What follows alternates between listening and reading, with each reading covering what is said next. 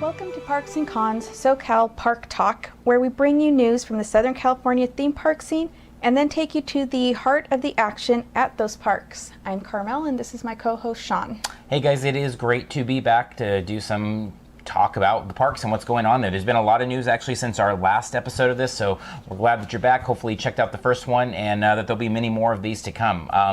We're going to start off with actually a little bit of breaking news, and so sometimes we'll have news that pops up after we put together our script and have everything kind of out, and which that is the Walking Dead year-round maze attraction at Universal Studios Hollywood. As we're recording this on Monday the 14th, the episode will go up the 17th, but as we're recording this last night, they broke the news on the Talking Dead. Chris Hardwick announced it that Universal Studios Hollywood could be expecting this new year-round haunt, and it's taking the place of what was over at the House of Horrors, although they've done a ton of construction there just in general with that area. Thoughts on a year-round maze? I am in favor, I guess, of it. Just simply having another attraction to attract people at Universal. And again, it's just something else to be able to do at the park. I enjoy watching the Walking Dead show. I've not read the comic book, but the show I watch consistently and I enjoy it.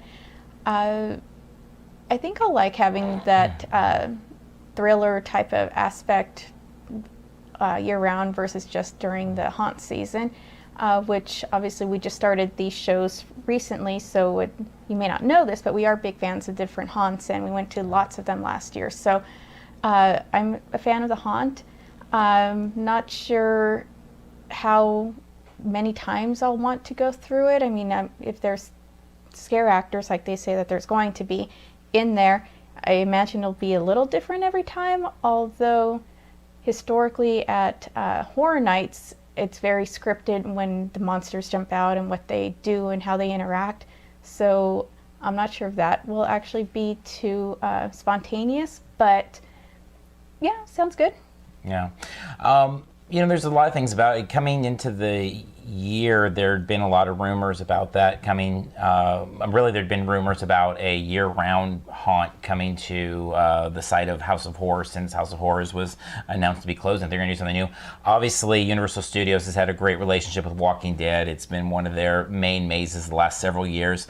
It's funny because people will talk often about, in the haunt scene at least, being a little tired of Walking Dead coming back every year to Universal Studios, but it's a huge mega hit TV show and it's not going anywhere anytime soon. So it is kind of cool that it's just like that's done, it's there, we can expect it.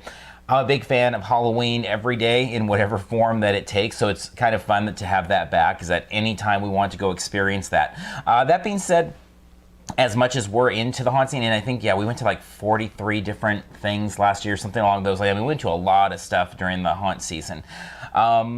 There is seasons to anything, and although every day I feel like I'm up a little bit for a maze or a walkthrough, I'll admit it is a little odd doing something like Reign of Terror in Valentine's Day weekend and stuff. Is there is a certain season where it just feels like it fits a little more in September, October, November.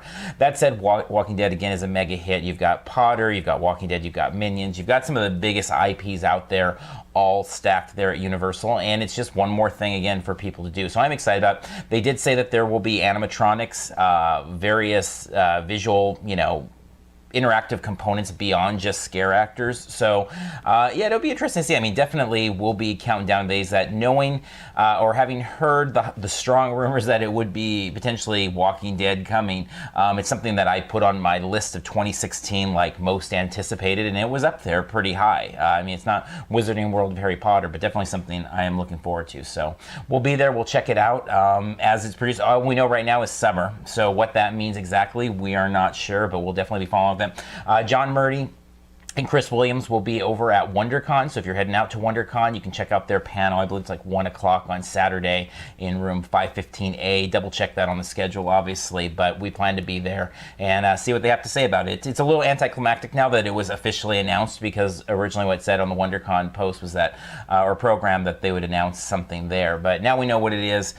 They said what they're going to do is talk a little bit about some of the differences between putting together a year-round attraction versus a temporary maze like they normally do. So looking forward to it. and we'll see. So with that, let's go ahead and head into our park hop. And this is our normal news segment where we pick 3 or 4 topics in Southern California theme park news that we want to talk about. It's not a comprehensive, all-inclusive list. Always feel free to jump into the comment section and let us know things that you're talking about, things that you're interested in that maybe we missed, because we just kind of pick the ones that are maybe highest on our radar, or ones that we feel like we can most easily kind of combine as we're putting together these shows. So what's up first? Okay, well, first up in the news, Disney's announced several changes coming to the Disneyland Resort. The first being that the new Frozen stage show will be opening at the Hyperion Theater in DCA on May 27th. And then the current sing-along is going to end its run on April 17th. And then additionally, Superhero HQ, which is currently on the 2nd floor of Innoventions above Launch Bay with Season of the Force, is going to be having its last day on April 2nd. But the very next day, Captain America and Spider-Man will both be doing their meet and greets in DCA's Hollywoodland. So what do you think of these moves? Well, it's a lot in a tiny geographical space there, because obviously it feels like they're kind of moving Frozen out, but giving it a bigger stage because it's heading to the Hyperion Theater, and that's going to be quite a large show. Whether you're in favor of that, or there's a lot of people lamenting the loss of Aladdin, it is what it is, and it's moving there. So it's interesting to think what's going to move into Muppets, because they have answered on Disney Parks blog. That was the first question people asked: is Muppets coming back? And I believe the response from Sean Slater over there was there are no plans for that at this time. Having Marvel leave, Superhero HQ leaving the former Innoventions or Launch Bay or whatever we want to call it now, is odd, because obviously they put a little bit of money, not a lot, but a little bit of money into putting the retail space, the meet and greet. You've got Thor, and the Hall of Armor for Iron Man is packing up. So what it sounds right now is the only Marvel we'll have is Captain America and Spidey somewhere, maybe where that Monsters University meet and greet is. It would make sense. Mad Tea Party going away as Food and Wine is coming in April 1st. Could something move in afterwards? I know on Mouse Castle they were talking, on their podcast, they were talking about the idea that maybe a Marvel dance party coming.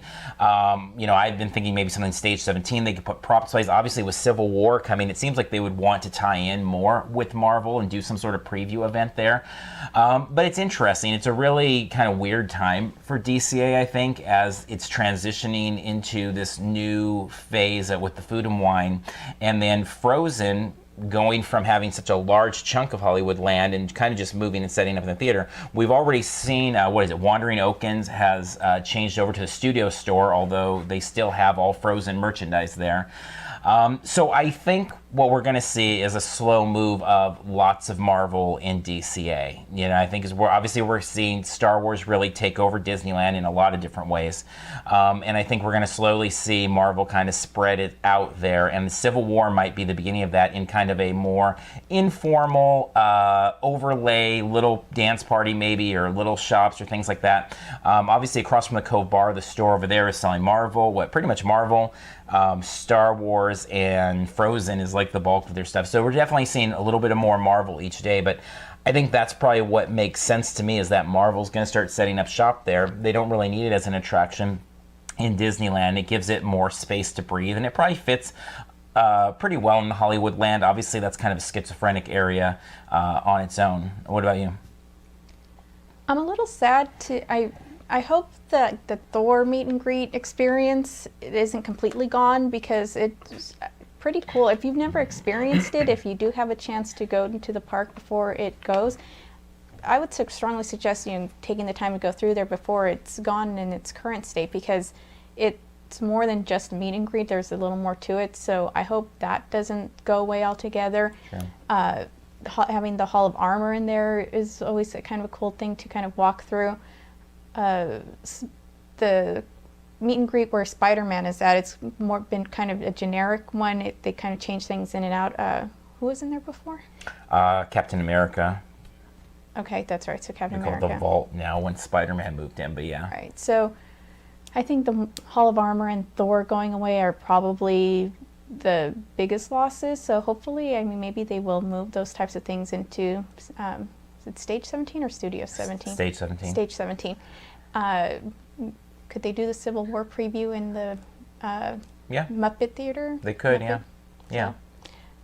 So I hope that I look forward to Marvel having a stronger presence and a more I don't know, space that truly is theirs. I mean, Superhero HQ is obviously Marvel, but it's sitting above launch base, so it doesn't entirely fit in the current season of the Force theming. So it'd be nice if it does have its own area and can just kind of take over that area and make it a more cohesive themed area. Yeah, I mean, Superhero HQ is really, it felt like an afterthought. I mean, it really is an afterthought to Season of the Force. And it was kind of an odd inclusion where you have everything as Star Wars in terms of the new stuff. And then it's like, oh, by the way, we have Superhero HQ. And I don't know, it really felt kind of like it doesn't fit there right now. We circle through there literally every time we're at Disneyland. There's never any new product, really. Very, very rarely any new product in the store. So they're not really keeping that fresh to draw people that way. They're not really embracing any other type of meet and greets. I mean, that's to me a problem with, it's a different topic, but Launch Bay itself is they should have characters walking around, have 2 or 3 different characters all the time wandering, not just Boba Fett in the cantina every so often, but something to kind of spice up the area and draw people in, because a lot of people just aren't wanting to make the move over there. So I'm sad to see it go, because I do like to see it, but I am excited because obviously there's been rumors for a while that Marvel will get some sort of land, and there's been rumors that it will go into DCA in some way and where it'll fit and things like that. Mice Chat always has different little articles of, plans and things like that.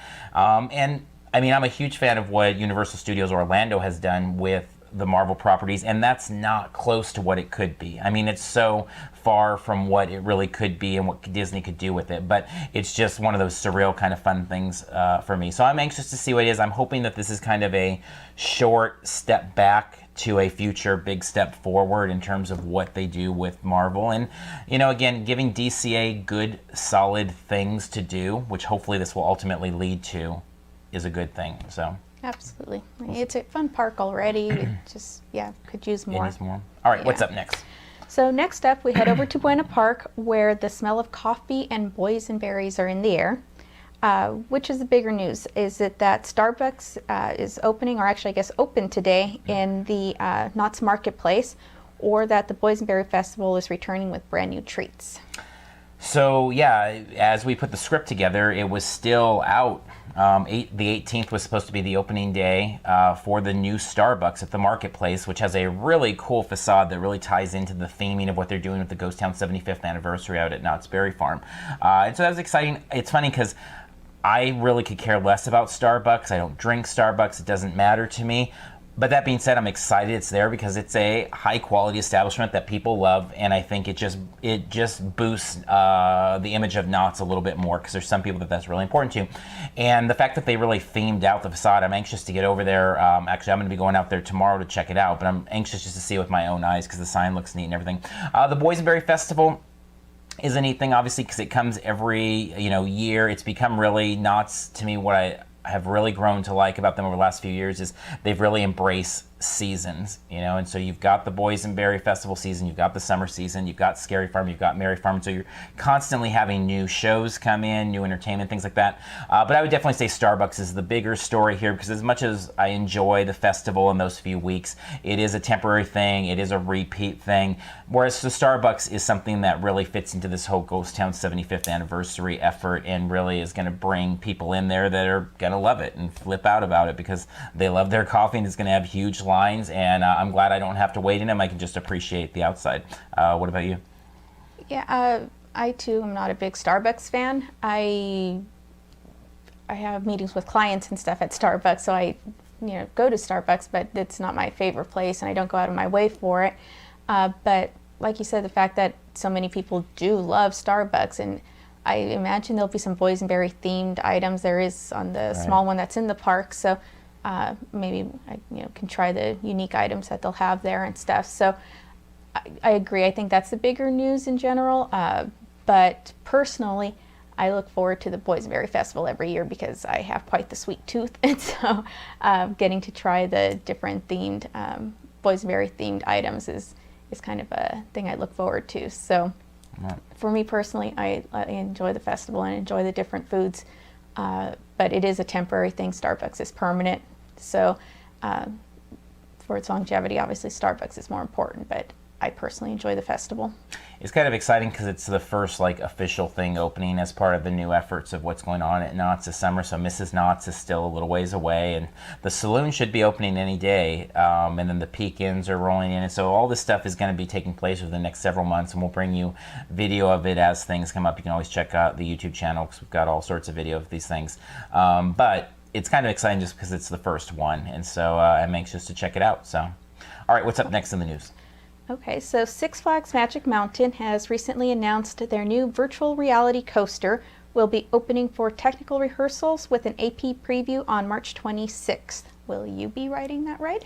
I will not be riding that ride, and it's not because I don't think it's a cool idea, because I do think it's a really cool idea, actually, but I'm just not into roller coasters at all. But that being said, so yeah, new Revolution, integrating in technology, teaming up with Oculus and Samsung to do this virtual reality experience. So I think it's exciting and different. I mean, it reminds me a little bit of when we were talking on the podcast about Horror Nights and talking about their attempt at humor with This Is the End. And one of the things leading up to it was there was a lot of concern that it would come out okay, and how that works. I mean, humor in a haunt maze it's tough to pull off, but I was excited they did it. I'm excited they did it. I didn't love the maze. I don't think a lot of people love the maze. A lot of people had issues with the maze, but it was exciting to try it. So the same thing here is, although I won't be riding it, I think it's a cool thing to try.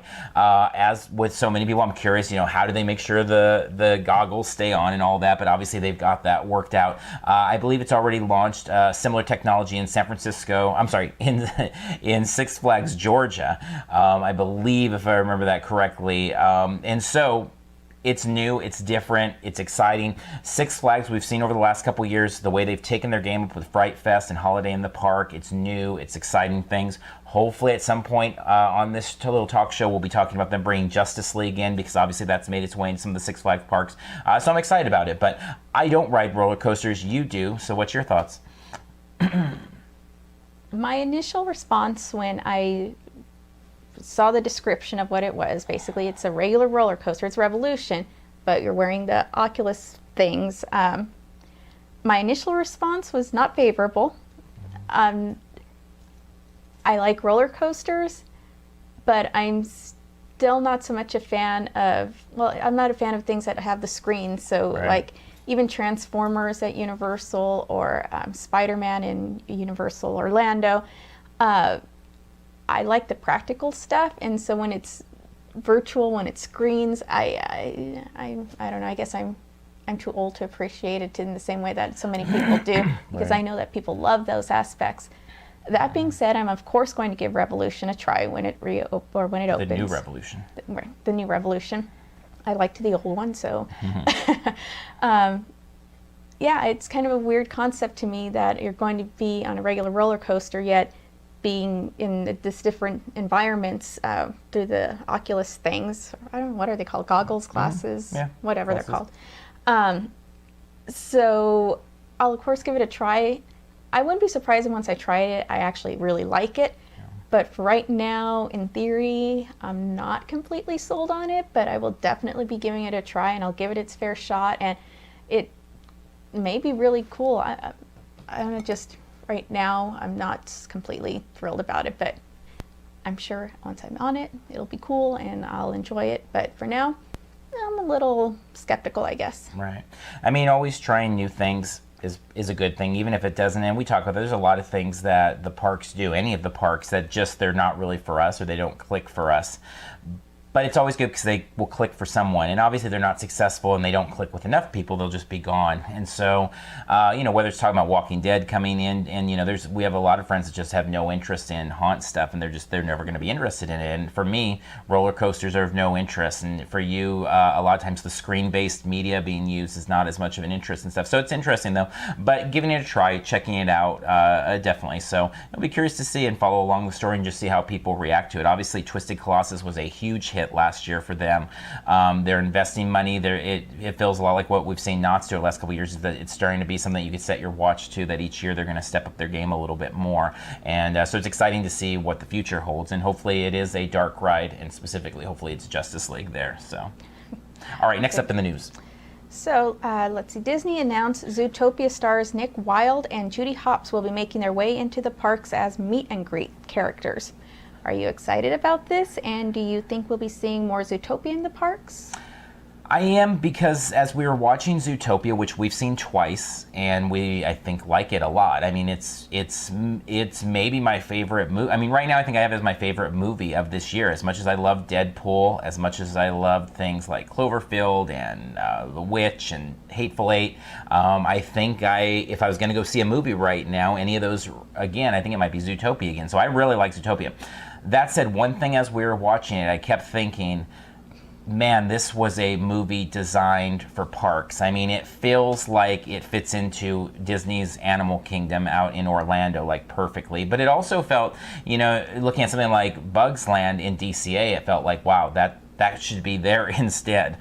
So I do think that we're going to see a lot more of Zootopia. The only thing is, obviously, right now, Star Wars is the biggest thing, and it kind of swallows up a lot of other ideas. And so I'm curious to see what happens with Marvel. I'm curious still to see what happens with Inside Out. Big Hero 6, these are movies that have come out. Well, Marvel, obviously, many movies that have come out, but these are all properties that people are pretty passionate about and love. I mean, those plush Baymax are everywhere. The Baymax balloons, people love it. But yet, will there be an attraction anytime soon while people are, the kids are young enough to still enjoy it? Maybe it'll come back as nostalgia. So I do hope that we get a lot more than just Nick and Judy doing a meet and greet. But it's a good place to start. It's at least more than Inside Out, which has had kind of that pre-parade and never even had a meet and greet in DCA. So, true. For you? Well, it took forever for Little Mermaid to get its own ride, right? Yeah. I mean, I don't remember what year it came out and what year the ride came out. Right. But it obviously takes Disney a while to get these things out there. So, yeah, I think it'd be cool for them to be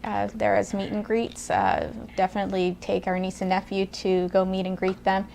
I'm sure on several occasions. So that's cool. As far as seeing more Zootopia, I mean, we discussed it when we were at the movie or right after. There's so many parts of the movie that I was watching. I'm like, okay, that could be a land, or that could be a ride, or that could be a whatever. Right. So it could be, should be. There's plenty to draw from for that. So I imagine at some point we'll see it. When it'll be, who in the world knows? Right. But yeah, it sounds like a cool thing. It'll be something to watch, and as you said, Disney deals more in legacies, and they're really focused on the long run. So it's a good point with something like Mermaid, or really any of the rides. I mean, they're not about just jumping in real quick, as they really wait to see the market prove that this has an enduring love, that it's not just a flash in the pan type of a property. And so, yeah, it may be many years till we see more Zootopia, but it's doing really well right now in the theaters, and people seem to love it, and it does translate well. The costumes, the characters translate well too, costume characters for meet and greets, and obviously just all the different lands in there fit really well. So hopefully we'll see more, and hopefully it'll be soon. So. Absolutely. All right, so with that, let's head over to our segment called Magnification. And Magnification is where we take an adventure through the inner space of one specific topic. And so last time we talked about the Ghost Town 75th construction tour that we took over at Knott's Berry Farm. This time we're going to talk about a new ride that opened at DCA, Luigi's Rollickin Roadsters. So before we talk about it, why don't we show you a little bit of video just in case you haven't checked it out yet.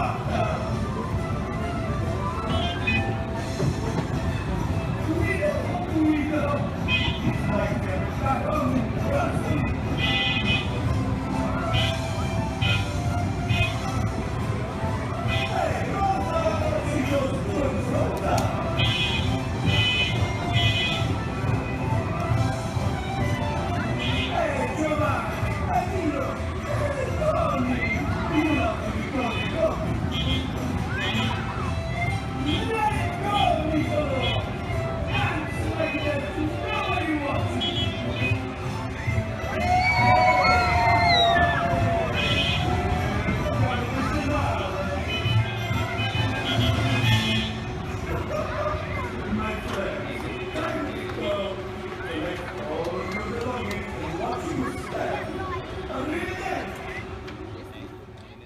All right, so that gives you an idea. I mean, obviously it's a short little ride there.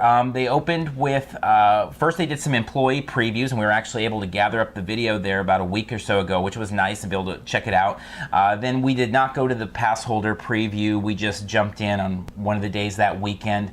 And I enjoyed the ride. I mean, my thoughts are it's really exactly what I thought it would be. It's when we did our podcast, when we talked about things that we were looking forward to, I've said all along, to me, that was kind of a dark horse favorite for me for the year, which is I thought it would be a much better thing than what was there before it. I don't think that it's an e-ticket by any means. I don't think it's Radiator Springs Racer. I don't think it's Haunted Mansion. I don't think it's any of those things.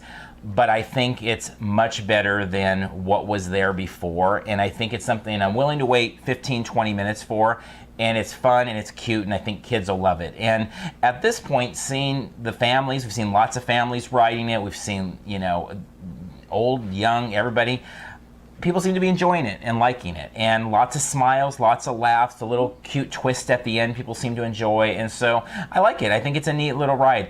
The fact that it doesn't run during the rain is really odd to me. I'm not sure what the deal is with that, because the technology has been used overseas in Aquatopia, which is a water-based ride, so it seems like it would have been doable. I'm not an Imagineer. I don't know the technology behind it or what it would have been differences in the budgets, but it does seem a little rough to have that be a ride. That being said, if you think about it, in California, we obviously don't have a lot of rainy days, and the rainy days we do have, if it's pouring, you probably don't want to be on that type of ride anyway. And much of Cars Land just becomes a ghost town in real rainy days. So I don't know that it'll make that big a difference. It was just kind of odd because the first weekend it opens, all of a sudden we get some rain in Southern California, and that's not what we're as much accustomed to. But I enjoyed it. I liked it. You? I thought it was a really cute ride. It was fun. Obviously short, but the fact that you don't have to wait the old version where you're having to get instructions on how to move your right. big old tire thing, and then I mean, I don't know how many times we rode that ride, but we never got that figured out smoothly. Yeah. We couldn't move our little tire thing. So the fact that it's a quick load in, and it seemed when we got in line, they quoted a 40-minute wait, but I think it ended up being about 20 minutes. And it obviously helps that there isn't that whole prep and explanation and instruction part, and I think 2 to 3 people fit in each little car, so it was pretty quick, so the line moved pretty quickly and stuff, so I enjoyed it. And it is hard to get off that ride without smiling, because the end is that little spin and the music is lively and it feels like you're at this party and you're dancing with your cars and stuff, so it is hard not to smile by the end. So I enjoyed it. I though agree I wouldn't wait more than, I'm a line snob. I don't like to wait in lines in general. But for that one, I'd wait 10, 15 minutes for it to get on and enjoy it. And it's just a little extra thing to add to DCA to do, because this one I'll actually wait 10 to 15 minutes. The other one, even if it was walk-on, I'd hesitate to go on it. So, right.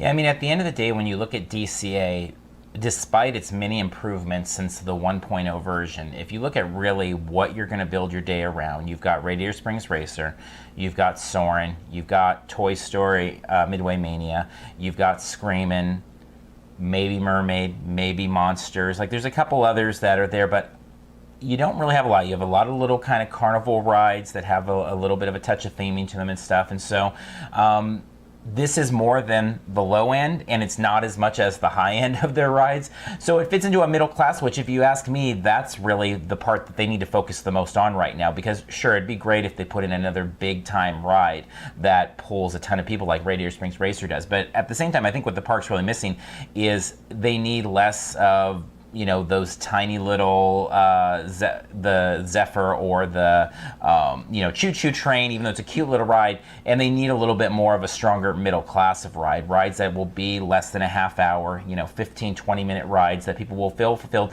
and feel like they did more than just going to a little regional amusement park. So I do think it adds something there. It's interesting, you kind of can set your watch by it when Disney in particular, Universal as well, there's very few things that the internet just loves. Like Wizarding World, Harry Potter, for the most part, the internet loves. Hatbox Ghost, Disneyland, the internet loves.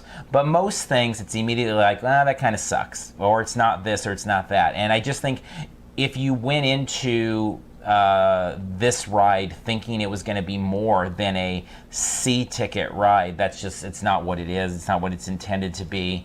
And hopefully there will be more of those rides in DCA's future on the big end too. But for now, I think it's a nice little upgrade.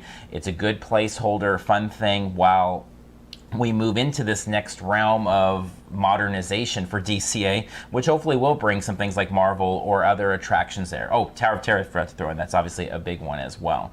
But just DCA doesn't have anywhere near the amount of draw when it comes to those types of rides as something like Disneyland. But to be quite honest, nothing has the pull that Disneyland does. I mean, the amount of rides, attractions they pack into that small space is phenomenal and really unparalleled in the industry. So I like it. Thumbs up. Definitely check it out. Do not plan your day around it when you head over to DCA. Make it part of the day, I would suggest, but it's not anything to use your extra magic hour on or rope drop to be the first thing to run to. It's just something to hit after these first couple months of crowds die down a little bit and fit it in somewhere in the rest of the day. Well, now I've gotten better at using the Disneyland app on my phone, which initially when it first came out wasn't too impressive and the times were always off and it wasn't great, but now it's pretty accurate. So and Rollickin Roadsters is on there, so you can tell if it's worth the trek over, if it's going to be I think the other day we were there was a 60-minute wait when we were there, but if it's less, then you know to make the trek over. So that I really am enjoying the app and the fact that it's gotten pretty accurate in its time. So yeah, definitely. All right, what's our next segment? So next up we have a segment called Park Tips, where we bring you tips to help improve your park experiences. Sometimes they're going to be kind of generic, general tips, and sometimes they're going to be more specific to a park or an experience.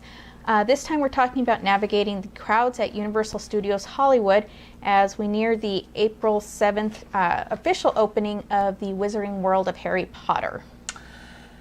So this is a very popular topic right now. As it's been in technical rehearsals since February, 12th, I believe it began, and it's been a lot of fun. We've gone a couple times. It's a great land. I mean, and one of the things that's great about the land is that there's a lot to do there without standing in line for a ride. I mean, I think that's from Florida. A lot of the praise is about the theming. It's obviously the immersiveness. It's about the variety of things you can do in the end. Really, Harry Potter, Wizarding World of Harry Potter is all about, in Hollywood or Florida, it's a giant opportunity to eat and buy stuff. But more importantly, just take in all the nuances, all the details and stuff. So that being said, I think one piece of good news is if you're making your way out there after the April 7th grand opening, is you can enjoy a lot of it just once you get in the land. Now, they're going to be using a time ticket system, we believe. I mean, we'll see. Everybody, I think, is watching to see what the crowds are like, So I think my first tip just on this walk up to that big day is if you can go before April 7th, that's when to go, because there are very few people relative to the mass population that watch a show like this or listen to a podcast like we do. For the most part, people look to something like the LA Times or OC Register for their news, and when they see April 7th is the day, all of a sudden it's officially open, and overnight it will become sheer madness there. Obviously, you would want to avoid April 7th unless you absolutely want to be there for that kind of historic theme park moment. But beyond that, these next couple weeks, now be careful, because as they're in technical rehearsals, there's no guarantees between now and April 6th when or if it'll be open. Some days they're opening at park open and closing at 2. Sometimes they're opening up at 3 and closing at night. It can close. When we've been there, I've been afraid to leave the land to grab a Diet Coke somewhere, because I'm like, what if all of a sudden they close the land and don't allow you in? So if you can get there, you've got to watch. I know we have friends, we have family that want to go. I want them to go before April 7th, and it's hard to set a date because you just don't know. I've had people ask on social media about coming up from San Diego, taking a day off from work, and it's like you just don't know if it's going to be open or not. So you've got to plan around that. That said, once we come to April 7th, obviously it's going to be crowded for many months. Will it be crowded the way Florida was, where it's 5 hours to get into the land? I mean, there could be hours waits to get into the park and then to get to the kiosk to get a timed ticket entry, and then to get into the land once your timed entry comes, and then to get on a ride or get food at Three Broomsticks or whatever. So, I mean, we talked about it. If you follow all of our shows, on the last talk we did was just on Con Talk and WonderCon, and we said pack your patience. And I mean, that's got to be the theme here, is if you're going to something as popular as this, is you've got to pack your patience and be ready for it. But that said, obviously it'll eventually slow down a little bit. So there's also playing the waiting game. And I know some of the people that we've talked to about going are starting to lean towards now, well, it's in technical rehearsals. We don't know if it's going to be open. Maybe we'll just check it out in September. And I think that's, you know, a good plan as well, too. But definitely, I also want to give a plug to Inside Universal. They have a great Twitter account, great social media. Their website, though, they've put together guides. Since it's not the official opening yet of Wizarding World Hollywood, you know, there's not like a definitive like review of the land, because obviously everybody's waiting for Universal to put together their best A game as we get to April 7th. Everything's kind of practice right now. But they do guides for the entire park. They're always watching Potter Watch. Any details that are going on, they have a really good team of editors there, and they're constantly plugging. So that's what I always tell people, is if you're really interested in getting out to Wizarding World Harry Potter, check their stuff out, follow along with it. Obviously, we give what information we can here and day-to-day social media and stuff like that, but they really dedicate to one thing, which is Universal Studios Hollywood, and obviously this is the biggest topic at that park, arguably ever, so they're a great place to stop. So yeah. What thoughts do you have? Well, on Twitter, the hashtag Potter Watch is, I think, a pretty well-used hashtag to follow along and check if a park is opening, or check if the land is opening or not. So I think that's the biggest, most reliable way for the most part. Obviously, if you live an hour and a half away like we do, when you get the notification they're open at 2, it's not very practical for us to jump in the car and get out there at that time. But we did know not to waste our time related around your birthday. We were wanting to go out there, but they didn't open on the day we wanted to go, and so we didn't waste the drive out there. But besides that, in regards to the mass groups that are going to be there at the official open, I think a good illustration of how the official open affects things was Fast and Furious when that opened, because it had opened for previews ahead of time, and there wasn't much of anything. There weren't many, the waits weren't too bad. But then that official day, I mean, the parking reached capacity, the park itself reached capacity. Yeah. It was crazy when you could have gone the day before and done that experience and didn't have anything to worry about like that. So yeah, April 7th is going, I don't know. I mean, they opened the other structure, so hopefully parking will be better, but that being said, if you can take the metro in, that's probably a better option. So you're at least not avoiding that aspect, at least the parking you're not dealing with. But yeah, it's going to be crazy, but it is enjoyable just to sit in that land and have a butterbeer. Or take it all in, yeah. And obviously anything is arguable, but if we're going to look at this fairly unbiased, most, I think, unbiased, just theme park fans, people in the industry, friends of ours, non-friends of ours that you talk to, instantly, as Wizarding World Harry Potter at Universal Studios Hollywood opens, they have the best land of a theme park in Southern California, with the best ride, the theme park in Southern California, with the best restaurant and the best shopping opportunities. That's a lot of best.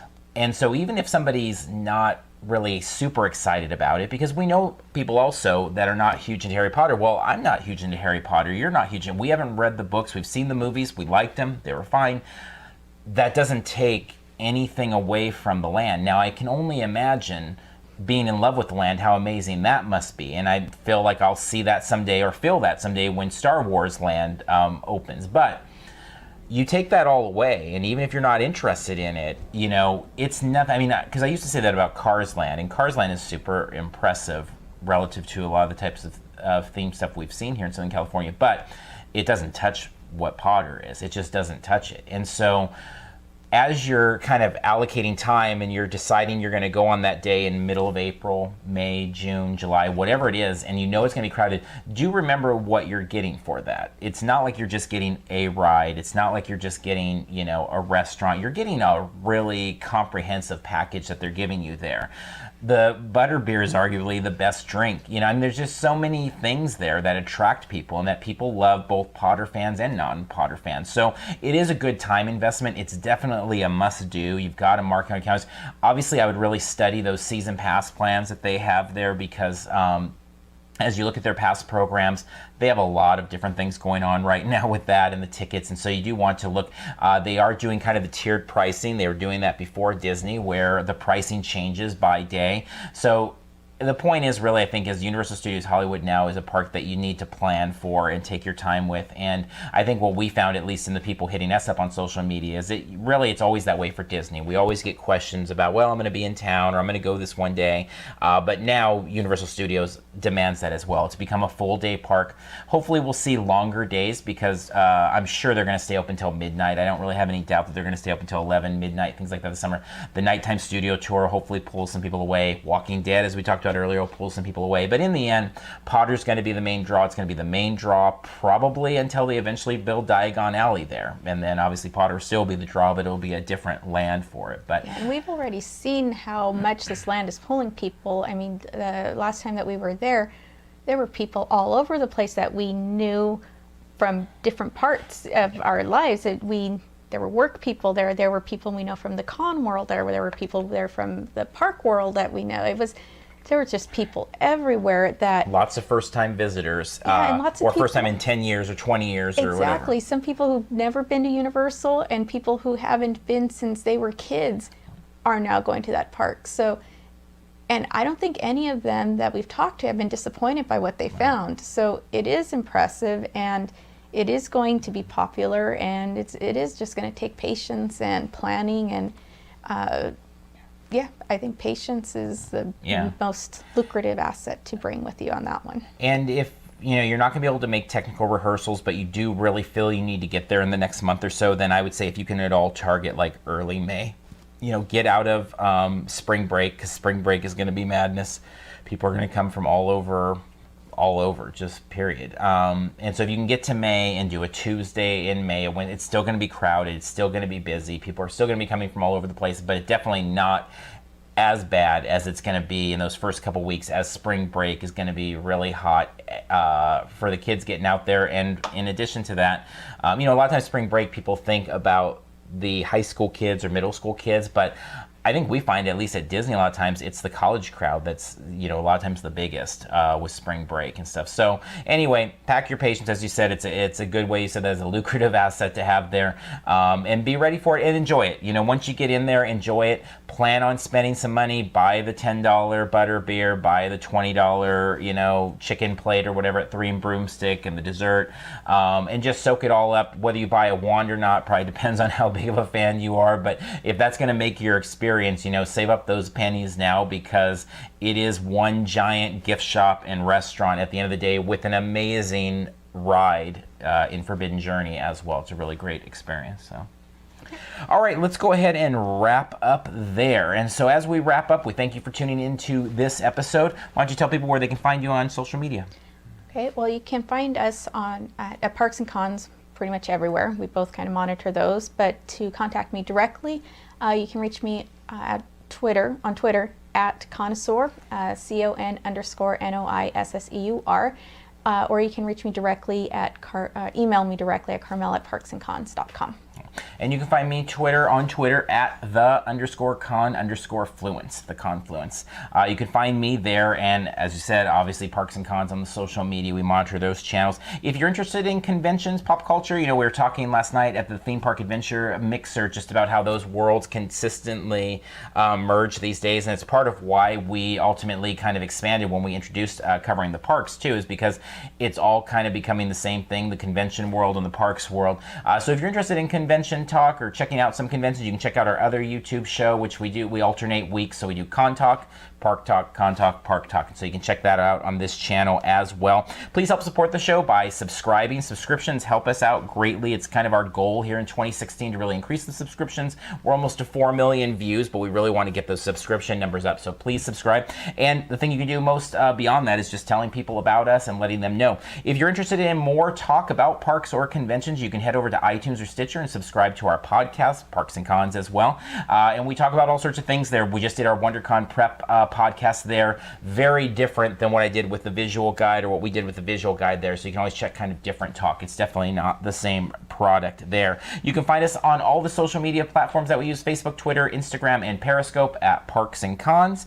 And that's where we really try to take you to the heart of the action in that moment. So if you are tuning in with us, you know basically the second something new happens at a park, we're usually bringing it to you as much as possible, or as frequently as possible. So we're going to go ahead and wrap up here, and we'll see you back here in 2 weeks, or maybe a week if you're interested in Con Talk. So until next time, we'll see you in line somewhere.